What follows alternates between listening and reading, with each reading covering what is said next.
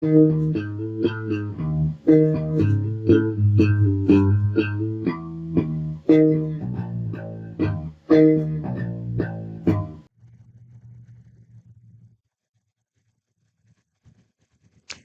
hey guys, welcome back. This is Money on Purpose. I am Stephanie. So, today I really want to talk about 10 things that I wish I knew about credit cards before I started getting them. So, let's start. First thing I wish someone told me when I was getting my first credit card is to research them and treat them like long term products. The reason being, especially the first one or two credit cards you ever get in your life, you want to hold on to those pretty much for the rest of your life. And that is going to be the catalyst for your credit score going on into your later years. One of the main things considered in your score is the length of credit history and the average age of your accounts. So the first credit card you get is the most important one you will ever have. Second thing, number two, I guess that's four, two. Really going along with the first thing when you're getting your first credit card is annual fees. So there are a lot of credit cards that have annual fees. Usually your cards that offer rewards, travel rewards, things like that. So you need to consider that first card as being the card that you will hold on to for dear life. So if it's a card that you're going to have for a really long time, you want to probably not get one that has annual fees for your first card. This third one I have a very personal relationship with, and that is cards that charge you fees for making payments. So mainly this will apply to certain methods of payment. The first card I got, I was in college, and they would charge like a $10 or $11 fee to make a payment over the phone or online. Now, this was in like 2006, 2005 time range. So that's probably not super common now, but really look at that before you get that card. Because a credit card company that will only accept checks through snail mail without charging a fee, no bueno.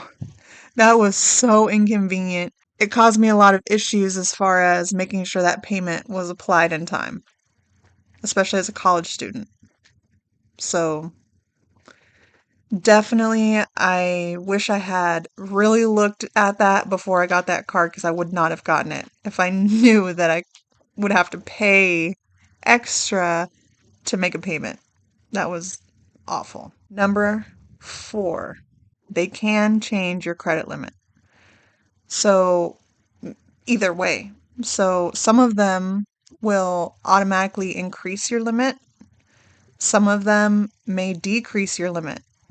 Especially, I've heard lately that, like, if you've had a card that's sort of riding the the maximum for a while, and you go and you make a large payment, they may decrease your credit limit after you make that payment. So if you are going to make like $1,000 payment, you want to bring that balance down by $1,000, then just break up that payment so that the automatic system doesn't see it as you're making one huge payment. So for that example, if you wanted to make that $1,000 payment, maybe just do a couple hundred a week or $50 a day until you reach that $1,000. Also, with that, if you do not want them to automatically increase your limit, most of the time you can set that preference in your account. Now, if you are someone who is good at being diligent and not spending up to your max, then them increasing your credit limit for you is, in my opinion, not a bad thing because that will help keep your utilization rate super low, which will also positively impact your credit. And when they do these automatically, these are soft pulls, not hard pulls. So it won't count against you on your credit report. This one is a tricky one, and it's tricky on purpose. So, ways to avoid paying interest and understanding the different dates that are on your statement so that you know the best days to pay down by. Now, to avoid interest, there will be a statement closing date or statement date. If you pay your statement balance, you will avoid paying interest. Now, I have recently seen multiple cards that do not allow that grace period. Some of them apply interest right away. So that goes back to number one, you need to research the cards before you apply for them and get them. As far as the dates, so whatever purchases, transfers, cash advances, whatever things have happened within that statement period will be what they charge you interest for. I'll bring up a statement and show you. So here is my Ally credit card statement. So you see this statement balance, $585.57. So this was the amount that was charged to this card during this period. So the statement date was January 13th. So anything that was on this card by this date is part of this statement balance, this statement date. So if this amount was paid in full by this day, there would not be any interest owed to them. Makes sense? So even though my current balance is $2,777.55, that is the actual balance, but the statement balance is $585.57. So if this amount is paid by February 7th, then no interest is being paid to them. Make sense? So these dates are important. These statement dates. Say I make a payment and it clears by January 12th of this amount. Then the reporting would be 0% utilization rate. Makes sense. Because the statement that comes out from this period is what the report is based on. I hope that makes sense. It's confusing. It is. There's a lot of different dates, there's a lot of different numbers, there's all of that. But that is what these mean. So yeah, if you want to avoid interest, pay this amount, the statement balance, by the due date listed. If you want your reported utilization rate to be as low as possible, then you want to pay as much of this statement balance as possible before the end of the statement period. Now you still owe the rest of this. I hope that's clear. You still owe this, but you're just not paying any interest and it's not yet on your report. So I hope this helps. 6, promotions and how the interest and the payments are applied. So credit card companies, banks, they want to entice you to get their credit products because that's how one of the ways they make their spread, their money. One of the main ways that they do that is by offering promotions, introductory promotions, or other types of promotions throughout the life of your account. You must read the terms of these promotions because oftentimes, let's say Care Credit is a good one. Care Credit is a very common card for people to have to help them pay for medical bills, vet bills, dental, stuff like that. Depending on your vendor or your medical care provider, through them there are promotions that are offered. So let's say you go and you get some dental work done and there's a 12-month 0% promotion. Now, you put your dental work on there and they tell you a minimum payment due every month towards that account. You need to calculate and look at it and examine it and make sure that the payments you are making will pay off that balance before the 12 months are done. Because oftentimes, if you do not pay it off within that promotional period, all of that interest that has accrued over the 12 months will get slapped on there all at one time. So, in my experience, those types of promotions, the minimum payment will never pay off the balance by the end of the promotional period. So, what I do is, as soon as I put that item on the card, I go and I calculate out how much my payments need to be every month to make sure that my balance is zero by the end of that promotional period. Some cards that do frequent promotions like that, like Care Credit, you need to look at how payments are applied. And this is also common for cards that do balance transfers or different types of transactions such as that. So let's say you get a credit card with a 0% balance transfer promotion. Okay. You get the card and you're like, oh, great. Okay, I'm going to transfer my high credit card balances to this card and pay them off in the promotional period. So, first things first, I have not yet seen a balance transfer card that doesn't charge a fee. So, let's say you transfer a balance and the card you're transferring to has a transfer fee of 5%, is what I've been seeing. I've had them down as low as 3%, but either way, there will be a transfer fee. And then your interest charged on that transfer for the promotional period, let's say it's 0. Okay, so now that amount that you've transferred is on there, but you need to use this card for purchases. So you are purchasing things with that card, but this transferred balance is still over here. You need to look at your terms and see your payments that you make every month, how those are applied to these two separate charges. What I've seen is that often your minimum payment will be applied to your purchases. And this is how it gets tricky because then it's going to take longer to start bringing down that balance transfer amount. You know, if you're paying attention to that and diligent, or maybe the card you get for balance transfers you do not use for anything else, it gets tricky. So that's one thing I definitely wish I had known. I mean, I sort of knew it, but at the same time, I've sort of ignored it. I mean, I was busy and broke.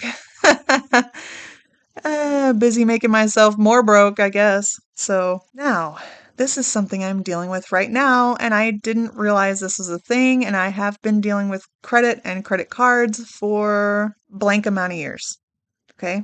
So, my current card that I'm using, which if you follow me, you know which one it is, but I don't want to blast a certain company. My current card that I'm using to try to do velocity banking, I discovered only allows 5 payments to be made to my card in a 30-day period. So I'm like, that makes it really tough. But now that I know, I'll adjust. It'll be fine. It's not a big deal. But just keep that in mind and know that that needs to be part of your strategy, that you can only make, whatever the maximum amount of payments for that month. And it's funny because I read all of the terms for this card before I got it, and I don't remember seeing anything about a maximum amount of payments. So, just one of those things. Some of them might calculate your interest differently, so that's why it's important to look at the terms. You have to read the terms.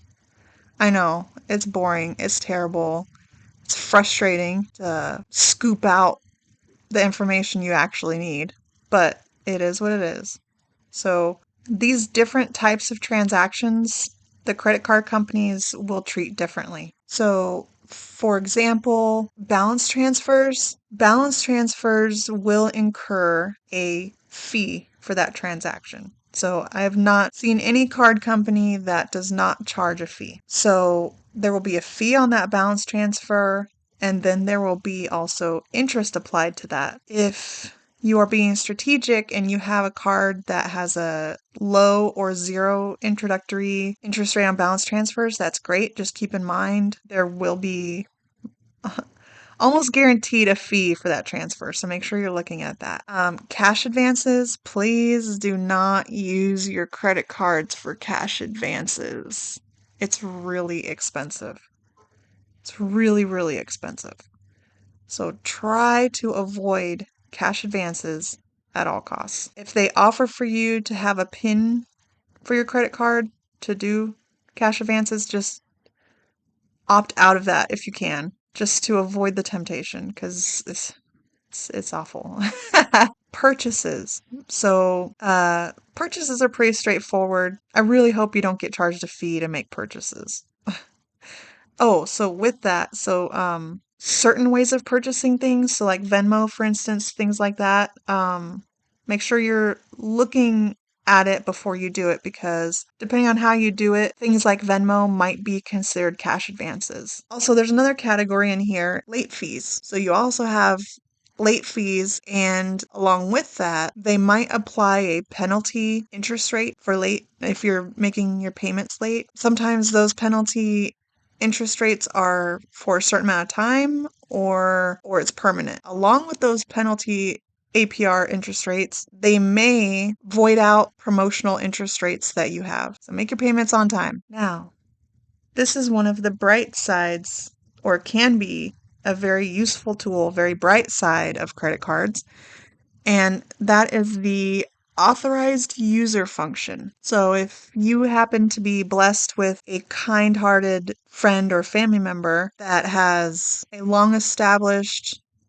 low balance carrying card, you can beg and plead with them to add you as an authorized user. This can be extremely beneficial for you as an authorized user because then that account will reflect on your credit report. On the flip side of that, if you are an authorized user on an account that, is maxed out, that will negatively impact your credit. So use this with caution, be very strategic and smart about how you use this if you use this. Now other thing with authorized users is that if you have an authorized user on your account, if they have bad or good credit, that doesn't affect you. So if I have a card and I allow someone to be an authorized user or named as an authorized user, whatever credit history they have does not affect me at all, good or bad. But it affects them. The authorized user is the one affected, not the authorizing account. That makes sense. Now, be very careful with this function. You only want to have people as authorized users that you trust and vice versa. You only want to be an authorized user on an account that you're familiar with the standing of. Another thing with authorized users, if you are an authorized user on an account and being an authorized user is hurting your credit, you can ask them to remove you from that account. And once you're removed from that account, by the next reporting statement, it'll be as if it was never there. So let's say I'm an authorized user on someone else's account and I go to try to buy a house or a car or something and this is preventing me from doing that. I can ask to be removed and then by the next reporting date, it's gone. It's disappeared. It's wiped off of my credit altogether.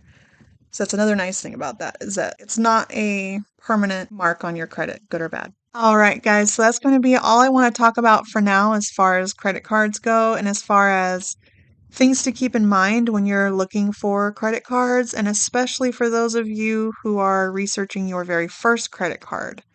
The first few, well, first, for sure, the first one you ever get is pretty much the most important one. Be very diligent in finding your first credit card. So now you see the 10 things that I strongly consider when I'm looking for a credit card and things that I definitely wish I knew and things that I wish I had paid attention to when I was getting my first credit card. Hopefully, this list will help you in uh, considering credit cards that are being offered to you or ones that you're looking at, and especially for those that are looking to get their very first credit card. If you can think of anything else you would like me to talk about, anything you would like me to look at, any topics that are interesting or that you're not sure about or you want to see, I am more than happy to consider doing those things for you because remember,